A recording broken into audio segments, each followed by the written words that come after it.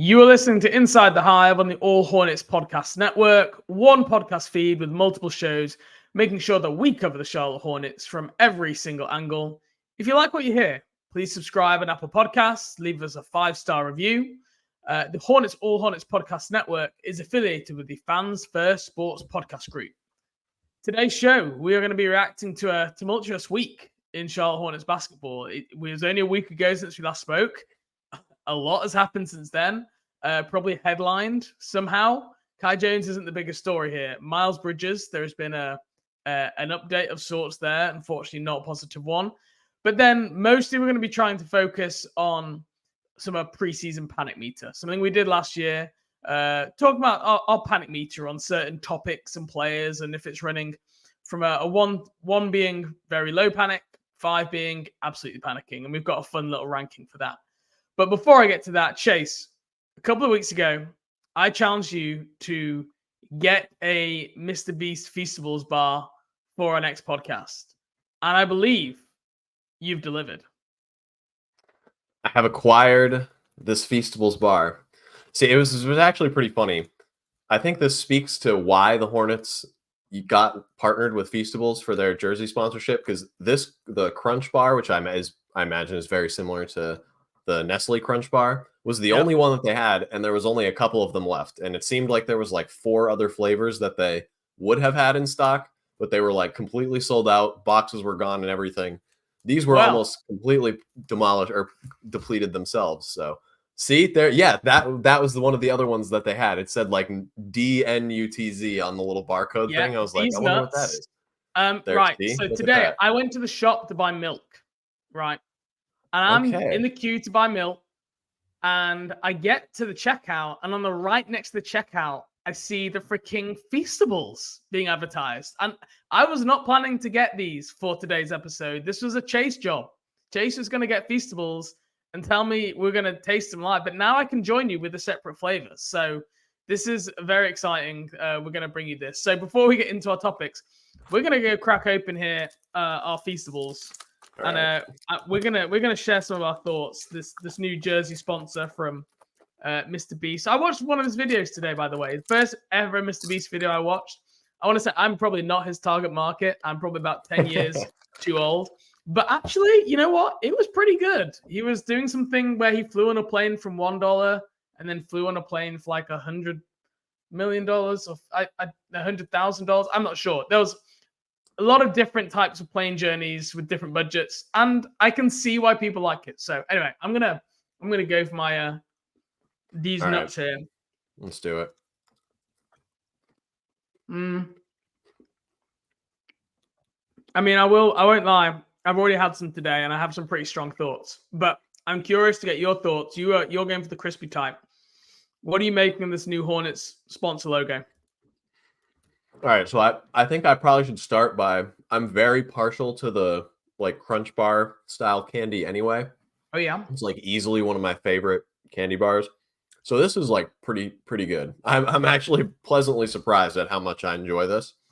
I mean, if it was like something as easily accessible as like when you walk into a gas station, it's just right there when you're going to buy milk, for example. Yeah. Then I would probably buy them pretty often, but obviously the demand seems to be pretty high, so I don't know if I'll be able to go back and get more of these, but I definitely would, because this is actually like very good. You said you had strong thoughts though? Are they positive or not so positive? How much did your bar cost you? That should be mentioned. I think it was like $4 or like $3.89 or something. Exactly. Like that. Mine was like £2.80, which is about $4 or so, and that is one pricey piece of chocolate, considering it's like 5 mil thick. Yeah, like, it's definitely a little bit on the thin side.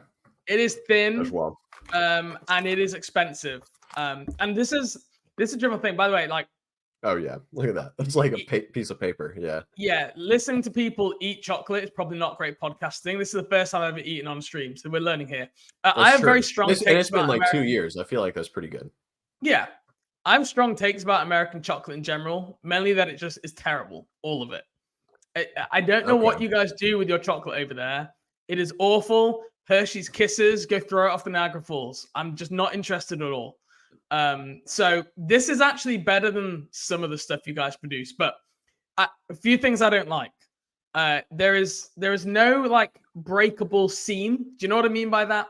Like it just breaks Yes. into random shapes. I like consistency with my chocolate. You know, if you're Yes. trying to share it, you want to be able to make sure you go 50-50. That's not happening with this. I thought I was going to have like peanut butter in the middle, and it's like a gooey peanut butter Reese's, and it's not. I don't even know how to describe it. And it was really expensive for what I thought was not very much. So I thought like for me, it was overpriced, Mr. Beast, I'm afraid. I can see why you're getting so much money right now, because people are spending like nearly £3 on this tiny little thin piece of chocolate. Then you're doing very well for yourself. And like you say, it's apparently selling well. Yeah, no, I mean, he's definitely making a killing off of these things.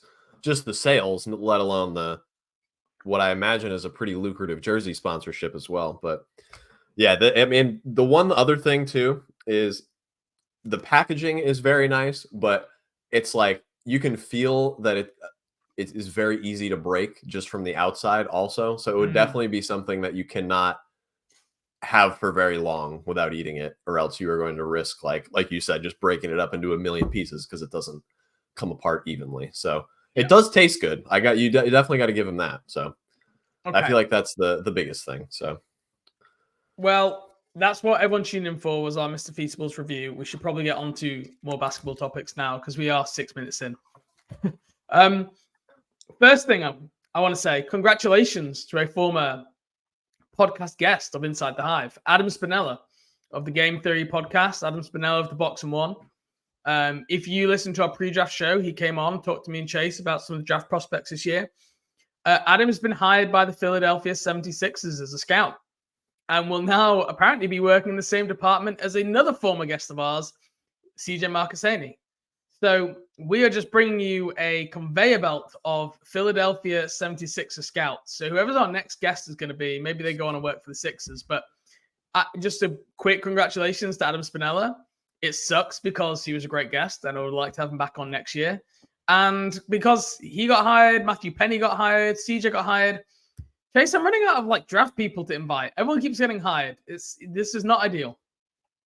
Yeah, that's the downside to being really good at your job in the way that Adam Spinella is that eventually you get swiped up by an NBA team and cannot share that gift with the public anymore. It's obviously a huge loss for the Sphere, but more than worth it because that is a amazing opportunity for Adam and his family. So huge congrats to it takes real talent to be guest mediocre like me and you, right? Exactly. You know, we managed to stay under the radar, never hired by team. That's where the real skill is. Anyone can just go work for a team. Right. Being average is a lot harder than it seems. And you and I think we demonstrate that fully every day. Yeah. So congrats, Adam. Let's move on to our first topic. Since we last spoke, Chase, Kai Jones has been waived. Gordon Hayward's picked up an injury. Bryce McGowan's re-sprained his left ankle. Miles Bridges has had a second arrest warrant issued. He's then turned himself in, then been bailed and practiced with the team. And the Hornets managed to blow 2 fourth-quarter leads in preseason and then finally won their first preseason game since 2021. Phew. Wow. A lot has happened this week. I know guys have covered already on the podcast network about the Kai Jones stuff, but this is the first time we've really had a show since some more details have come out about the Miles Bridges situation. And that's what we're going to start with here. I'm going to give a kind of a quick recap. I imagine most people listening to this will know all the details now, but I'll try and give a quick recap. It basically came out that there was a court order saying that Miles Bridges had breached the terms of his no contest plead. And that there was an incident at his ex-partner's house where there were billiard balls or pool balls and thrown. I've seen billiard and pool balls reported. I don't know why there's such inconsistent reporting about the type of table sport ball, but there is, and that just makes about everything else seems to be inconsistent with this. So that kind of makes sense, I guess. But long story short, there was also another warrant out from January this year, which apparently hadn't been served, and there is a lack of uncertainty as to why. the whole situation is very, very confusing. Look, we're not going to get into speculating about what has happened. We don't have facts at the minute, and that would be, unfair for us to do. But what we do want to talk about is the impact that this could have on the Charlotte Hornets. And this is, I think there's three possible outcomes here, Chase. And tell me if you think this is right or if there's anything else. One, absolutely nothing happens at all. Miles Bridges fills out his 10-game suspension, which he's still currently got, and then he comes back and joins the team. Two, he's suspended for an additional amount of games on top of those 10 games already for this latest breach. And then three, that because this is still going to be probably tied up in the courts until this 10-game suspension is over, and then the NBA will have to do their own investigation, I think, after this is done, that basically there's a clause in the CBA where the commissioner of the NBA can place any player on an administrative leave while they're under investigation for domestic violence, or they're dealing with charges. So that is another option, is that he's just placed on paid administrative leave and then is unavailable until the NBA completes its own investigation. Can you see any other outcome other than any of those three right there? I guess the only other outcome that is possible technically would be that he just gets waived, but it seems that that is kind of beyond the realm of possibilities from just a basketball perspective at this point, because he's already been re-signed to another contract following the events that transpired last year. So at that point, your bed's already kind of made in a certain way. But it seems at this point that it's just kind of we haven't gotten any announcement from the Hornets, the NBA, or Clutch Sports Group Miles representation. So there's been no follow-up to anything that's happened other than like news stations reporting on it and whatnot. So we really have no idea where this stands from a league perspective right now. It seems like it's going to be more towards the first thing you said, which is kind of nothing really happens until he goes to court on November 10th, I believe, is for this recent situation that has transpired is his court date. So that's a little over a month from now, or a little under a month from now. I'm sorry. And I can't imagine that we're going to get much more clarity between now and then. And even after that, we might not get much more in terms of like when he's going to be available or if his availability is going to change after that 10-game suspension is up. So it seems like we're just, again, in a massive like gray area, just kind of waiting to see what happens in a situation that we really don't have a precedent for, to be able to look back at and be like, okay, so the last time this is what happened. So it's just kind of a hard thing for Hornets fans, media, anybody that follows the team to go off of right now. It seemed like all the good. We talked last week about good vibes. Yes, we did. That was our. We're talking about how there's good vibes around the team right now. Kai Jones waived, injuries, Miles Bridges second warrant. Is it fair to say that, like, for me, I think the last week has sapped a lot of those good vibes away, and now the fan base is back in this mode of being like, oh, like, are we just going to have another injury season with off-court drama, and is anything really going to change? It kind of feels a little bit like that. If you ignore the performances in the preseason games, which I think have been largely better than they have in previous years, but the vibes are not great around the team right now. I mean, Miles Bridges and the team, I think the team did release a very brief statement to some media, but not on their website, which basically said the standard, like, we're aware of recent reports, we're gathering more information, blah, something of that nature. I probably should read it accurate, but I mean, you can probably make it up in your head. It's 3 lines and you can tell what they're going to say. But you're right. There's not been any real mention on it. I will say that if Miles Bridges is missing for more time, and like, that's where my head, I just don't see a way that he can, unless this is all like, all the report was false. I don't see a world where Miles Bridges doesn't miss more time. I mean, you can read in the CBA, one of the circumstances that impacts suspensions is an NBA player's priors. Miles Bridges literally has a prior. This is the reason he's suspended in the first place. So if there's a breach again, then I don't understand how there is not more of a suspension. Otherwise, it's the NBA's way of basically saying, well, yeah, you breached the rules and you basically re-broke the law, but it's fine. And I just don't see them doing that. I see them, if anything, maybe going down even harder because it's second time and you should know your lesson. So if that happens, I've been bullish on this Hornets over 30.5, and I still would be. Even if you told me right now Miles Bridges out for the full year, I'd be bullish on the over. I would drop their win total down pretty considerably. I think I'd like 39 is my guess.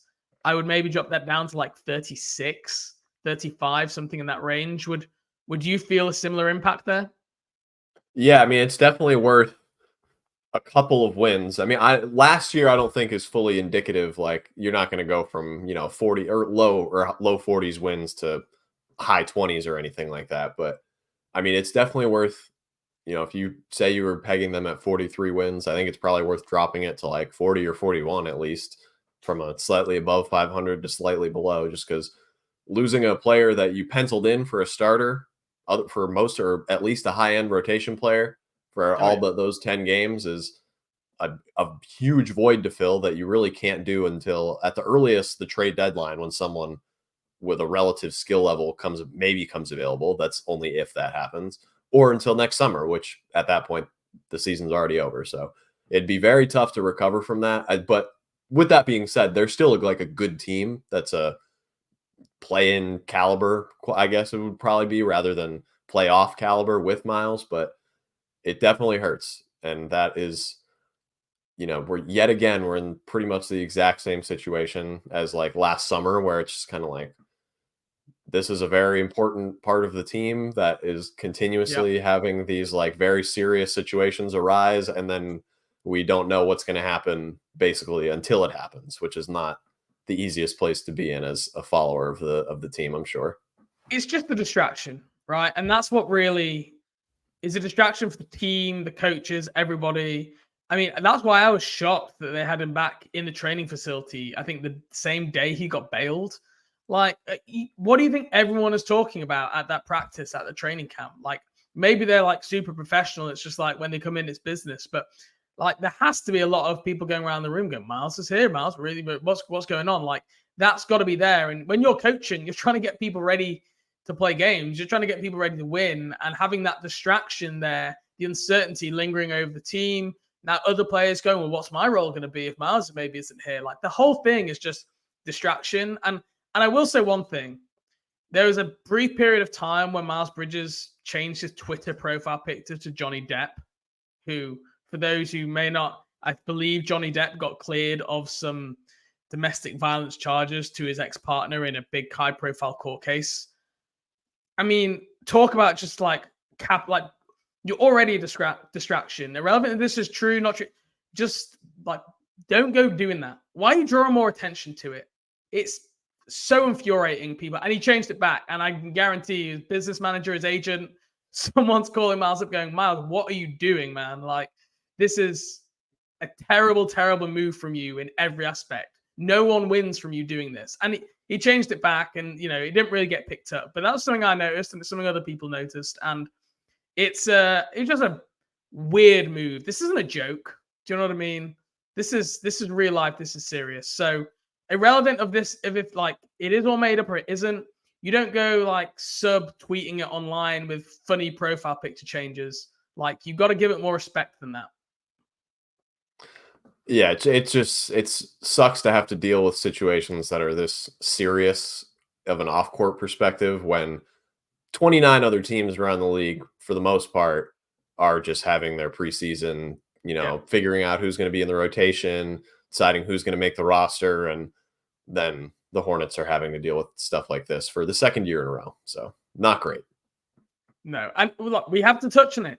You can't do a Hornets podcast and not touching it. It's impossible, right? It bleeds into everything that this team does. I mean, like on the court, this team now looks a little. We talked about the depth that was in like the wing going into the season, but now you've got Bryce McGowan, who I think is going to be out multiple weeks. You've got James Bucknight, who's out for a month. You've got Miles Bridges, who's going to be out. We already knew to start the season. You've got 3 wing options. I mean, all of a sudden, this Hornets team is actually looking pretty thin on the wing. Gordon Hayward already has an injury. Hopefully, that's something that's going to keep him off the court. But there is definitely some concern, I think, that this team, Miles Bridges was going to be that like sixth man, potentially off the bench. You don't worry so much about your lack of point guard when you've got Brandon Miller and maybe Miles Bridges as the ball handlers in the second unit. Well, that's not going to happen now, we think, for a little period of time. So on the court, it definitely hurts his depth, and it definitely hurts how this team's been put together. And this team has now been waiting for Miles Bridges to get back on the court for too long. And if that's further delayed, I can't imagine the new ownership are going to have much patience for this situation. Any more on the Miles Bridges update? As we get more news, we will update. But it seems everyone seems very laissez-faire, just leaving it as it is at the minute, not really talking about it, practicing away. I don't know if there's much more to say right now. We have to wait till we get some sort of outcome. Yeah, I don't think there is much more to say. I think we've gotten through all of it so far. Okay. Let's move on to part 2. Our preseason panic meter. This is where we talk about various topics, and we're going to give them the rating between 1 and 5, and have a little bit of fun with the rating system here. Rather than just saying I'm a 1 out of 5, I'm a 5 out of 5, we're going to assign former Hornet draft picks to the different ratings. So if you are a 5 out of 5 panicked, we're saying that you're an Adam Morrison level panic. High draft pick, complete bust. If you're 4 out of 5 panic, we're going to say you're in the Cody Zeller zone. You get high draft pick, you were fine, but like there are some real concerns there, and you look back now and you go, God, I wish we'd got better value at the time. 3 out of 5, perfectly respectable for where they are. PJ Washington, current member of the team, like late lottery pick, a perfectly solid like end of rotation end of kind of starter or like high upside bench player. Then 4 out of 5, we got Baron Davis, great player, picked up high, did really well. Definitely not the absolute pinnacle that you're reaching, but very good. And then 5 out of 5, it has to be the one and only Kemba Walker, picked late lottery, made all NBA third team, legend in Charlotte, carried that team for many years. So when we say we're a Kemba Walker, that means we're not concerned at all. We're really happy with what we're seeing. If we're seeing Adam Morrison, then like Adam Morrison, you can see on the stream here, if you're watching on YouTube, we are just about ready to cry ourselves to sleep at night. So are you ready to get going here with our panic meter, Chase? I'm ready. Let's do it. Okay. First up, our topic on the panic meter. Where are you at for preseason panic meter on the Hornets backup ball handler situation? So right now, I'm at a 4. My Cody Zeller level of the panic meter here. And this is only really a 4 for me because playmaking can be supplemented by non-point guards in the right environment, the right setting. But unfortunately, the Hornets don't have that either. They don't have very many secondary ball handlers at other positions. They don't have big men that are capable of running offense at the high elbows or frequent DHO partners or doing anything other than finishing off the roll, really. And then we'll talk more about that later also. But on top of the issues with the point guard, obviously LaMelo is a great guard. He's one of the league's best passers. And Terry Rozier, I think, has improved a lot as the secondary initiator, especially since his first couple of seasons in Charlotte. But after that, there's really not a single player capable of handling point guard duties on the 15-man roster, which is an important distinction because right now Teo Maledon is only on a 2-way contract. If you want him available for every single game this season, like right off the bat, you would have to sign him. And right now, I feel like you might as well just roll with the 15-man roster you have now and utilize that 2-way slot since you've already signed him to that. But that is going to be a huge issue for a team that's trying to compete down the stretch if that 15-man roster is still full and his availability runs out, because then you just can't use him and you have to replace someone that is on the roster, or you have to release someone that's on the roster to replace their spot with Teo. So it's just it's only a 4 because it could be fixed if maybe Cody Martin gets healthy. Brandon Miller is a high-level playmaker. We talk about Miles Bridges being a secondary playmaker. If he ends up being available for most of the season, that would help too. But that's just asking a lot of growth from players that aren't supposed to be high-level playmakers to begin with, and you're only tasking them with that because you have to. and you didn't have to. Is the problem, and I think we're way too far beyond the point of being able to fix that. So it's just going to be tough to do anything other than, like, I guess, run Edmund Sumner or Frank Ntilikina, I guess, as your third guard right now, which is not inspiring for a team trying to compete for a top 8 seed in the Eastern Conference. Yeah, it's definitely not. I mean, Steve Clifford is going to go with Frank Ntilikina, it seems, to start the season, who I would say in the first 2 games really struggled running the unit. And I think in the Oklahoma City game, he did look better. Level of competition there wasn't the best. He was playing the backups of the OKC. But look, it's progress. He's not played with the ball in his hand now for a few years. Maybe it'll take a little bit of time for him to get it back up to speed, having the ball. I have to say, one thing I noticed about Frank Ntilikina, my gosh, he is the slowest first step. Like, I think there's guys I play with who have a quicker first step than Frank Ntilikina. He's obviously got a lot of talent in other areas on the defensive end, but speed and burst is definitely not one of the things that he is blessed with. I at the minute, myself, I think I'm going straight into the deep end. I'm at the Morrison level of panic. I'm pretty concerned. I'm crying about this backup point guard situation at the minute. Like you say, I think as soon as you get one injury in that backcourt, there's going to be real challenges in terms of getting this team into their stuff, creating. I think at the minute you can see it already that Steve Clifford has actually been, in the last couple of games, staggering LaMelo Ball, taking him out early and then putting him back in with the bench unit, so that those kind of LaMelo bench unit without LaMelo minutes are kind of kept to a minimum. And that's something they're going to have to do. And that's going to then have to, that knock-on impact on the starting unit, because they're not going to be able to play with each other as long.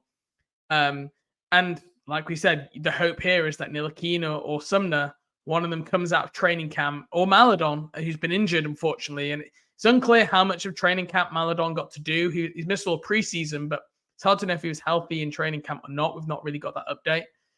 But no one really seems to have taken a stranglehold clearly on that spot in the eyes of, I think, most people watching. From what Steve Clifford has seen, he seems pretty confident it's going to be Frank Ntilikina. But I just think you're pinning a lot on Frank Ntilikina, basically proving he can be a backup point guard in the NBA, when the last 7 seasons have suggested that that's not really what his skill set is. Right. And Steve Clifford said after their preseason game, or before maybe, he views Frank Ntilikina as one of the best defenders in the league, and that there aren't that many guys that can defend on the ball in the way that he can, which I can see why he forms that opinion. I don't disagree, or I don't agree with it necessarily. I would disagree pretty strongly with him being like one of the elite defenders in the NBA. But if he got that opinion from watching film over the last like year or two, that was as a wing.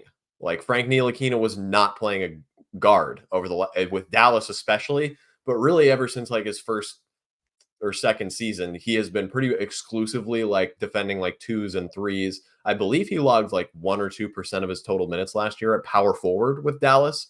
Like, he is just not a point guard in the sense of like offensively, at least. He can certainly defend those players, but I feel like this is going to be a huge thing throughout the year. That like defense is not the problem with this team anymore, combined with like what they have for a coach and the bigs that they have and the wings, at least, and for having Frank Ntilikina, they like don't need to supplement their lineup with defense. Like, they need playmakers and scorers, especially in the second unit. Like, they were the 30th ranked offense last year. They weren't that much higher on defense on the season, but they did finish in the top 10 from February onward. There was no point in the season where their offense was anything higher than like 25th. So I think that's what that needs to be the focus here. And Frank Ntilikina is not going to provide that for you, which, you know, I don't know if you're getting it with Edmund Sumner either, but I think you at least would have a better chance. But I see why Steve Clifford feels the way that he does, at least. I would still keep an eye out on camp cuts around the league. There is a clear backup spot here, and there's a lot of rosters who need to cut and waive guys. OKC, San Antonio, I think have got at least 2 or 3 guaranteed guys and guaranteed contracts they need to waive. And there's a real role and opportunity. I mean, Frank Ntilikina would arguably be in the second unit as the backup wing right now, next to Brandon Miller, I think, especially with these injuries with Martin, Buck Knight, etc. We talked about McGowan's. So I still think there's a role for Frank Ntilikina on the team. Like you said, it's just not a point guard. So I would still keep an eye out for that. I hope they, do. I hope they make a move, because one injury to Rozier or LaMelo Ball, and I have real questions about this offense just getting off the runway. When LaMelo Ball is out the game, this team plays slow. So that is definitely a concern. I'm full Adam Morrison, 5 out of 5 level of panic for the Hornets backup point guard. But hopefully Ntilikina can grow into the role. Should we go on to the next one here? Let's roll. Let's go with our center depth. Obviously, Kai Jones, we've not had that much. Last time we spoke, Kai Jones had requested his own trade. Well, sorry, Kai. You didn't get traded, but you did get waived. So you can go sign anywhere you want. Apparently, he was happy about that. Good for Kai, I guess. Wherever you sign, that could be interesting. Center depth. I'm saying that for me right now, you've got Mark Williams, you've got Nick Richards, you've got, in theory, PJ Washington and maybe JT Thor, who could maybe do it.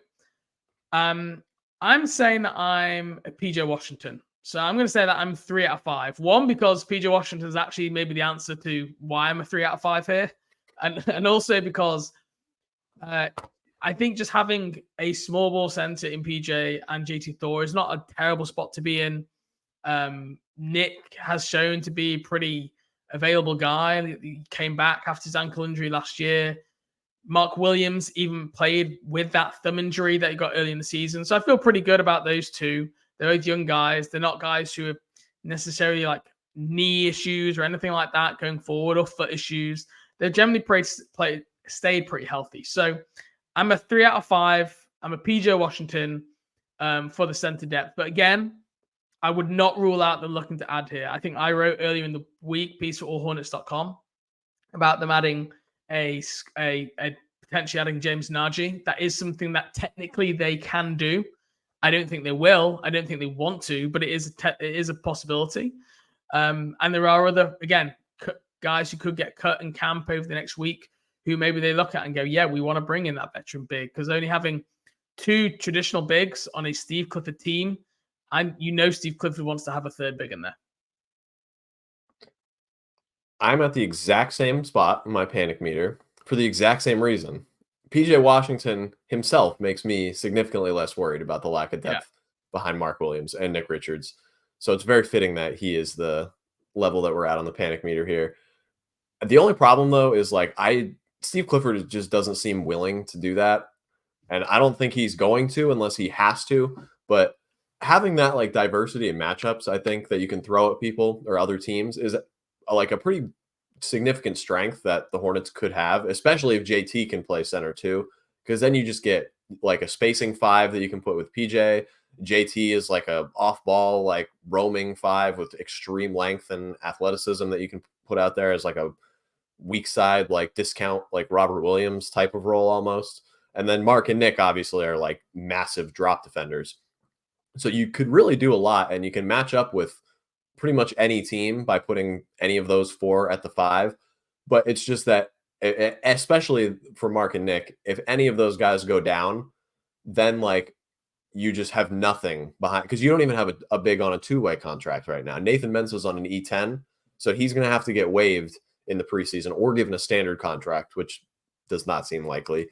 And then he's just going to go join Greensboro as an affiliate player. He won't be able to be called up and sent down in the way that a 2-way player can, unless one of those players is moved on from. But that's a whole line of transactions that you'd have to go through to get there. I just don't know that they have any I don't know if Steve Clifford, I shouldn't say they, has any willingness to tap into that matchup before he has to, which I think is probably not going to help in the long run, because at least I feel at least you'd want to see what it looks like before you have to do it. Nick wraps up 4 fouls in 13 minutes, and then Mark needs a breather. You kind of have, then you'd just be deciding on the fly who you're going to put at the 5. Maybe it's PJ, maybe it's JT, depending on the matchup. I feel you'd rather just kind of have that worked into your playbook and the sample size that you have already to be able to determine what you do. But I don't know. I do you remember any instance in which PJ has played center under Steve Clifford where Nick or Mark weren't injured? I don't even know if he ever has been the biggest guy on the There floor was a under Steve couple. There Clifford. was at least one game last year where I know I saw it because I remember thinking, "Oh my god, it's like being back in Okay. 2020." But Yeah. I believe it was like due to foul trouble or something of that. Right. Yeah. It wasn't like, I'm going to do this because I think it's the best thing for the game. It's like, oh well, let's look at this because we kind of have to. But yeah, I mean, for the big thing for PJ Washington, if they want PJ Washington to start at center, it's defensive rebounding. It's not shot blocking. That's what a lot of people think. Oh, he's only 6'8". It's not that. It's the fact that, and if you look back at the season where he did play, you remember how bad the Charlotte Hornets were at rebounding that basketball on the defensive end when he was playing small ball 5. It was embarrassing. It was one of the biggest clear weaknesses of any single playoff team or play-in team in the league.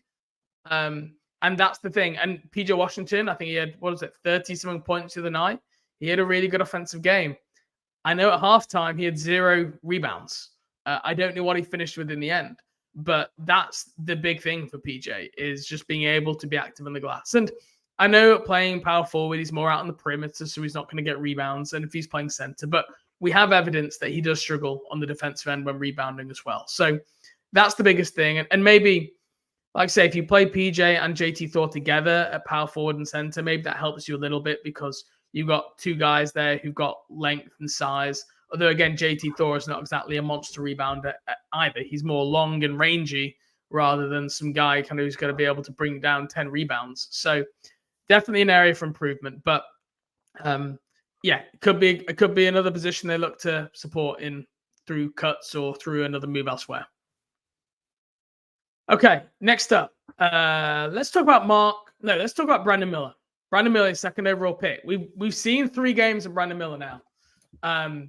The whole NBA world was panicking about Scoot Henderson. Should have been the pick. The Charlotte Hornets have been basically a running joke for most of the NBA media for most of the summer. After seeing 3 games, Chase, very curious for you specifically here as a big Scoot guy. Where are you in your Brandon Miller panic meter after seeing a bit of Scoot, a bit of Brandon? I am at a firm Kemba Walker. Number 1, very low panic level. We have a convert. I mean, I'm perfectly willing to be extremely wrong about Brandon Miller. I would be delighted to be wrong about Brandon Miller. I obviously am way too early to form definitive opinions still, but I mean, his mid-range game specifically, I think that's what I'm going to focus on here because that has like been what easily the most impressive thing to me. He got to show it a lot in college. You could probably argue that that was like, or not in college, in high school, that it was probably his strength in high school as a recruit. He didn't get to show it very much in college at all because Alabama is much more of like a threes and layups type of offense. But he sees the game and reads defenses so well from that like 15-foot range. That that 2 dribble pull up he took off of that handoff from Mark where he like snaked through the defense and pulled it up right from the foul line. Like those pull ups like barely hit the net. Like he is just so good at getting like the perfect amount of lift on his jumper to shoot over anybody. And he remains on balance the entire time. So fundamentally sound, very good ball handler, and he can get to those spots as well.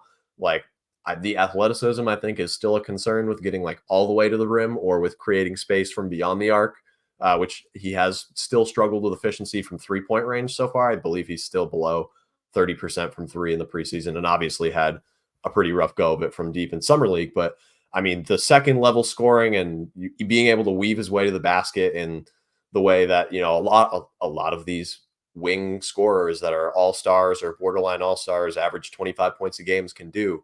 Brandon Miller has done that in abundance in the first couple of games so far. So I'm very pleased with what we've seen.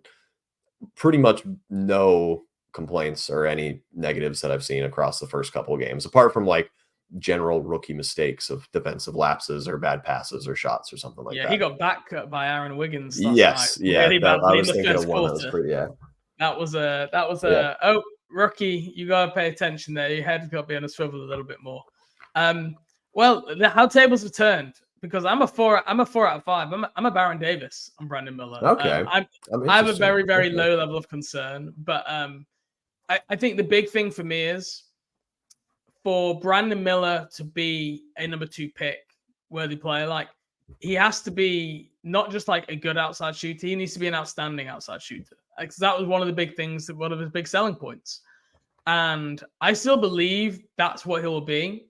But now between Summer League and the preseason, the 3-point shot has been a little bit disappointing. We can say that. It's okay. We're all aware it's only a small sample size. It looks great. And his touch elsewhere he's shown has been fantastic. And I'd say he's probably excelled in other areas. But his 3-point shot, so far the efficiency has not quite been there. So that is the only reason that I am bumping it down just a tiny bit to a Baron Davis level. So overall, I've been really impressed with what we've seen from Miller. I know you keep hearing that he doesn't get sped up, but that's just so true when you watch him play. Like, he looks so comfortable in the NBA game already. I know it's only preseason, but you can just tell he has got a fantastic feel for the game. And I can see why, like, so many people would love to play with a guy like that. Passes it, shoots it, makes the right play. And when we talk about ball handling in that second unit, honestly, I think Brandon Miller might be the point guard. They won't do it early on because they'll want to ease him into it. But if he's still coming off the bench by February, March, that second unit is being run through Brandon Miller, I think, not Frank Ntilikina and one of the wings who is maybe back by that point. I just think he's that good, Chase. I think interesting. Like, if you cast your mind back to LaMelo Ball when we saw him as a rookie, once we'd seen 2 or 3 games, where is your excitement level compared to like Brandon Miller versus LaMelo Ball at a similar point in time? I know it's hard to do that, but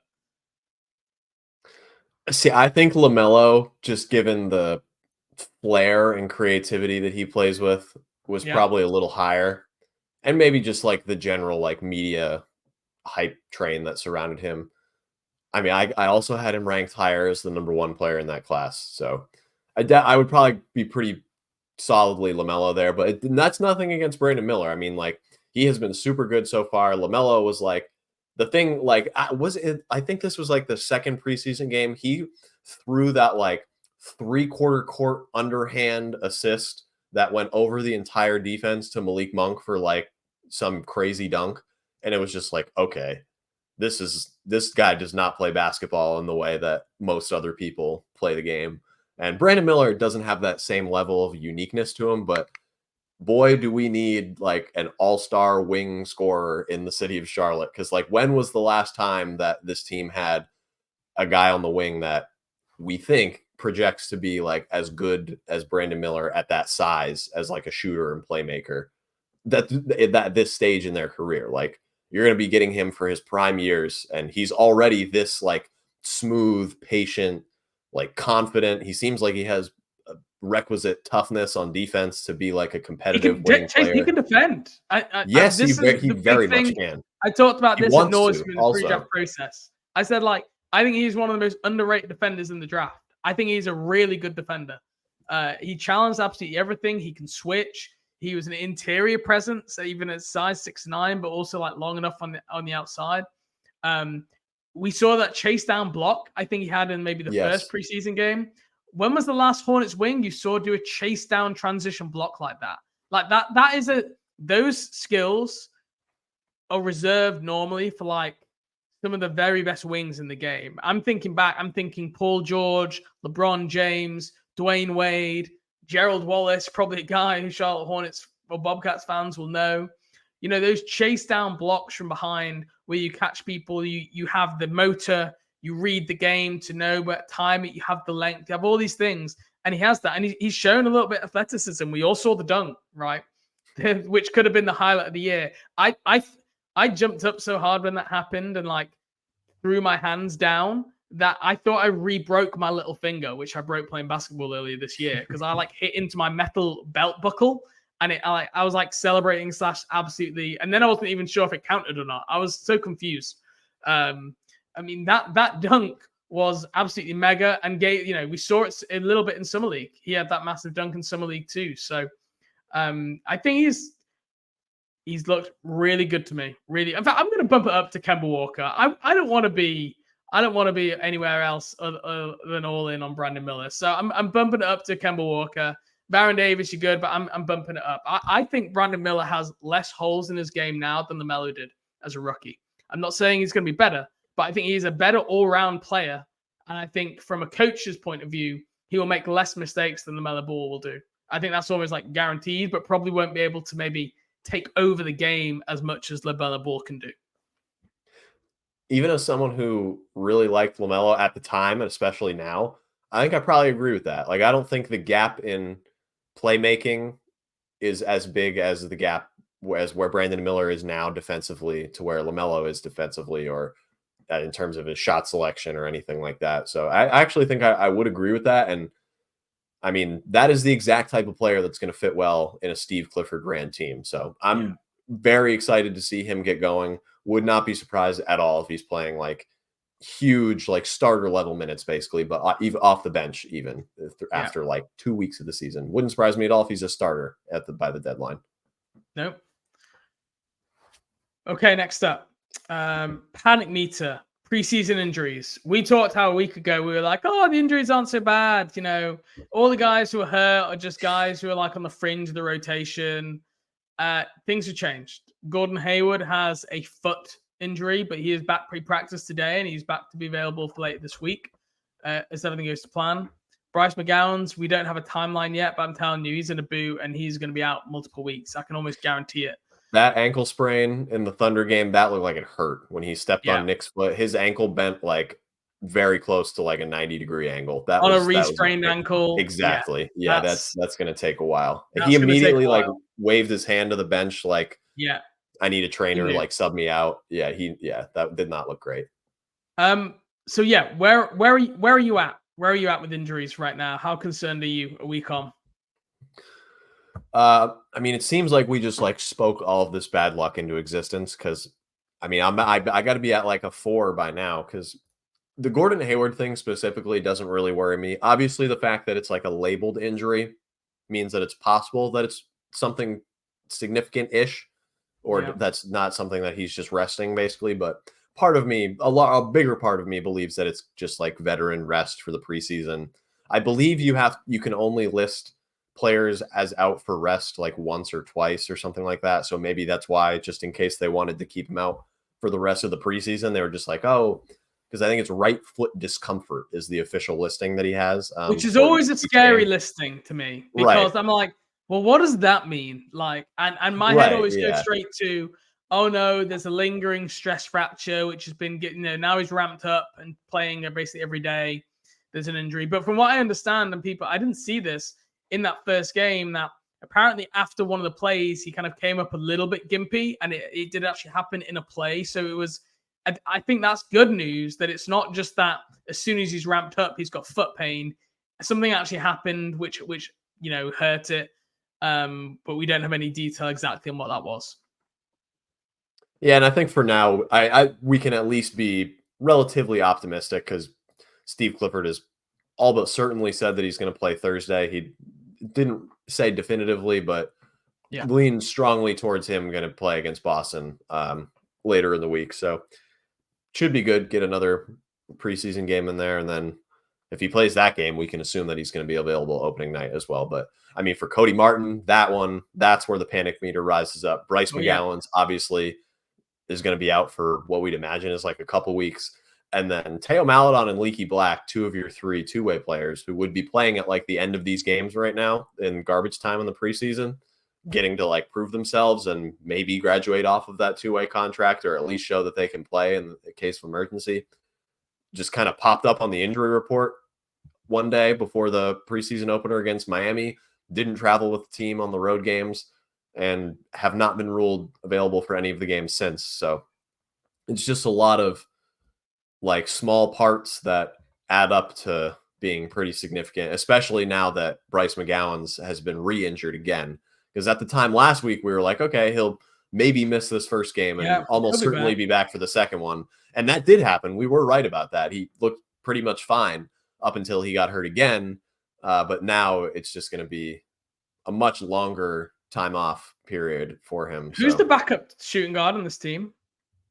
Nick Smith, maybe Edmund Sumner, I guess. But to me, I would Yikes! choose Nick Smith, I think. But Yikes! yeah, you're scraping the bottom of the barrel here, and If you're that's if kind of you're just what start if happens you're when you don't starting use your backcourt, MLE or your BAE and only well, sign non-guaranteed players as free agents. So I don't know. This is just kind of the situation that they put themselves in here.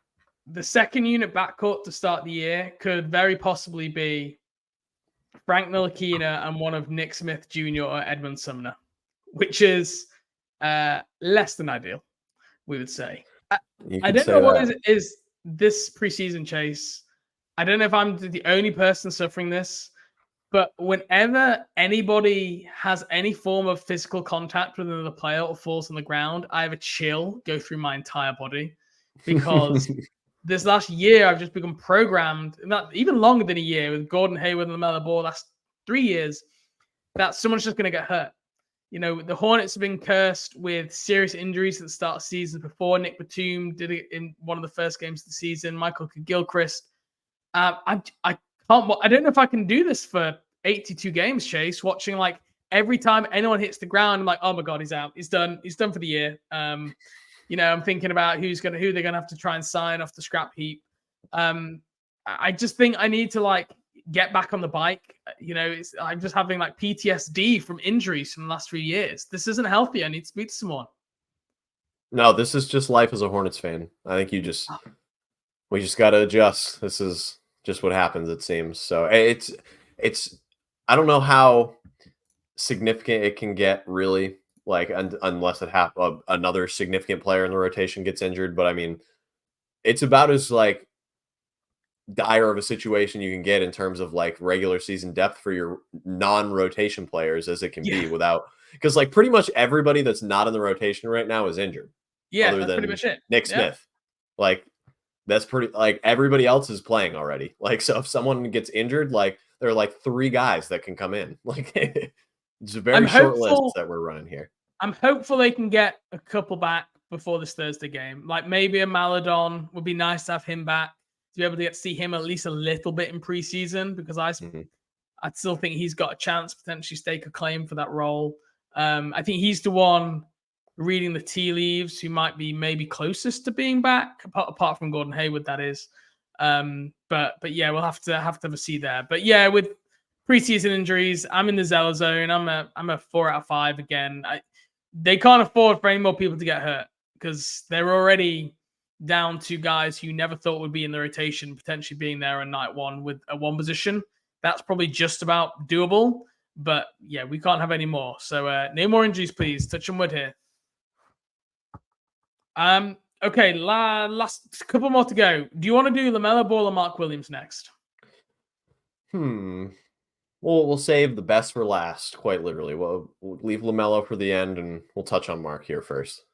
Okay, Mark Williams. I'm Kemba Walker right now. I am 1 out of 5. I'm not panicked at all. He obviously has got strapping on that right thumb. He had to get surgery on that in the offseason. But I just think he's looked really good, especially defensively, even more so. Maybe offensively, like he's not been looking for the ball as much as he maybe was at the end of last year, but that's because he's playing with much more talented players now in the starting unit. And I love the chemistry that him and LaMelo Ball have been showing already in the pick and roll. I know that's something Steve Clifford talked about a lot during training camp. And there's now been 5-6 players I can count off my head where either LaMelo or Mark have been able to get baskets. And I'm really liking some of the synergy that I'm seeing there. So defensively, he's been everywhere, blocking everything. I'm the least worried that I can be for Mark Williams. I think he's going to have a fantastic year. I'm with you. I'm Kemba Walker for this one as well. Very low. One on the panic meter here. The ability that he has to contain the ball as like a drop coverage big in ball screens, and also like step up to the level and like not necessarily like guard in space, but at least like shuffle his feet and stay in front of people and change the direction of ball handlers and rollers is like, it's so impressive. And it's like, this is where the all defense potential, I think, comes from. He is like a perfect like middle ground between someone like Nick Claxton, who's like more of a mobile, like perimeter, lanky big, and then someone like Rudy Gobert, who's more anchor, like paint bound. he can do a little bit of both. He's very scheme malleable. I would imagine that this is something that they tap into maybe if they get like really like into the weeds with injuries and like foul trouble here. I think that if they play zone, I think Mark would be like really, really good at that, like in the way that PJ was like a couple years ago, but just by turning PJ into a guy that's like 7'2", it can fit into like any type of defense. You can rely on him to be your anchor. I just think that there's like so many ways that he's going to be successful this year. Like there's almost no type of coverage that you can't put him in and That's a rely. great And point. this honestly goes for Nick too, in a lot of regards, which has been pretty impressive about their center rotation this year. But Mark is just so versatile and so good. He's like replacement level at pretty much everything you would ask of like a role playing center. And there's only room to go up from there, really. So it's all signs are pointing towards Mark Williams having an extremely effective season, being a great fit with LaMelo and all the other players on the roster as well. So really excited to watch Mark. You think about bigs who get played off the court in the playoffs, which does happen. Yes. It is because they're very good at doing a specific thing, and the team can no longer do that particular defensive play style or whatever it is because the other team is picking at it, right? It's a great point you've made, and I've never thought about it before. You are right. Mark Williams can be versatile defensively. He can play the Walker Kessler role. He can play the Claxton role. I got asked it the other day. Would you rather have Walker Kessler or Mark Williams? And I know this is probably only people who cover the Hornets maybe give this answer. I would rather have Mark Williams. I think I would for the too. reasons I you like said. Walker Kessler a lot, but I think I agree with you. I think he is much more mobile. He is he's a little bit younger than Walker Kessler too. And I just think he's got a better offensive game all around. Like he's a better free throw shooter. I think he has better footwork, scoring. Like I think you can probably score on mismatches a little bit more than Kessler. Kessler was in a great situation last year, and he took full advantage. And he had a really freaking amazing year. I mean, I was so impressed with Walker Kessler, and I think it is close. I don't think it's a home run by any means, but I would still keep my Mark Williams stock before buying Walker Kessler stock right now. Okay, last one. LaMelo Ball. I'll kick us off. I'm saying I'm a Baron Davis. I'm a kind of 2 out of 5 with LaMelo. I think he looks healthy, which is the biggest thing, right? We found out that he'd only just started doing contact in training and stuff, basically in September, which was a little bit later than I think maybe we heard, but I think Steve Clifford said that in one of the games. And I feel like he's got his burst. I feel like he has confidence going into the rim. He's not playing in a way that I think we saw him play last year, where he was tentative more to kind of push off that ankle when he was playing with a sprain. But I will say some of the poor shot selection that plagued him last year has remained. And that's been something that, again, maybe he's just trying to get out of the system or shoot his way into form.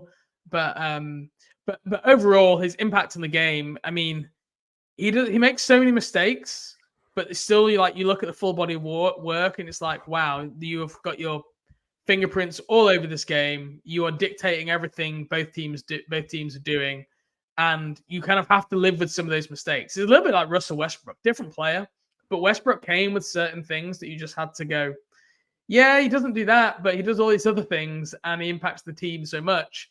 I kind of feel the same way with LaMelo Ball at times. Yeah, that's actually a great comparison in a much different way, but it's just the positives, especially in basketball, where the game is much more predicated on just scoring a lot of points rather than trying to stop your opponent from scoring a lot of points.